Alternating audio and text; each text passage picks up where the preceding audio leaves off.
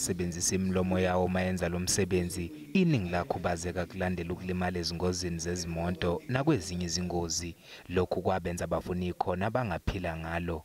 In 2009, I managed to get the scholarship with the Foot and Mouth Painters Association, where they helped me to further my studies in art, and I've been doing it ever since. Lenhlangano Association of Mouth and Foot Painters ibhekene nezinselele eziningi esikhathi se-COVID-19 kanti lokhu kwayiphoqa ukuba izame izindlela zokubuyisa umnotho wayo. We have 26 artists around the country, and so we'll just ask them if all of them could just say, can send around 2 paintings so that we can have like an art exhibition.